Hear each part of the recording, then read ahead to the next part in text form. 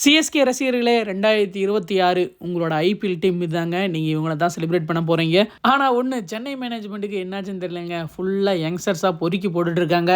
இதோ இவர் பேர் கார்த்திக் சர்மா, இவர் பேர் பிரசாந்த் வீர். இவங்க 2 பேருமே கிட்டத்தட்ட 12 நிமிஷத்தில் 28 கோடி கொடுத்து வாங்கியிருக்காங்க. அன்கேப்டு பிளேயர்ஸாக இவ்வளோ விலை கொடுத்து வாங்கியிருக்காங்களே, யாரா இவங்கெல்லாம் அப்படின்ட்டு சோசியல் மீடியாவில் மிகப்பெரிய சர்ச்சிங்கே போயிட்டு இருக்குது. எப்பரா இவங்களை இவ்வளோ விலை கொடுத்து எடுத்தீங்க அப்படின்ட்டு எல்லாரும் மண்டையை பிச்சுக்கிட்டு இருக்காங்க. பட் இவங்க 2 பேர்த்தோட பர்ஃபார்மன்ஸும் பார்த்தீங்கன்னா டொமஸ்டிக் சீசனில் ரொம்ப அருமையாகவே இருந்திருக்குது.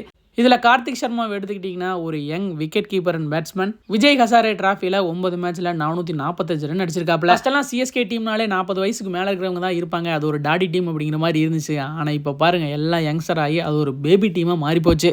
இதில் சர்ஃப்ராஸ் கான வேறு எடுத்திருக்காங்க. கண்டிப்பாக ஒரு நல்ல டீமை சிஎஸ்கே செட் பண்ணியிருக்காங்க அப்படின்னு தான் சொல்லணும். இந்த மினி ஆக்ஷனில் சிஎஸ்கேவோட செலெக்ஷன் எல்லாம் எப்படி இருந்துச்சு, அதே மாதிரி 25 கோடிக்கு கேமரான் கிரீன்லாம் ஒர்த்தா அப்படிங்கிறத மறக்காம கான்வர்ஸ்லாம் கூட ஷேர் பண்ணிக்கோங்க. அதே மாதிரி இன்னொரு முக்கியமான விஷயங்க, 2 வருஷமா அன்சோல்டாக இருந்த பிருத்திவி ஷாவை டெல்லி பிக் பண்ணியிருக்காங்க. அதுவும் அவருக்கு ஒரு நல்ல கம்பேக் சீசனாக இருக்கட்டும்.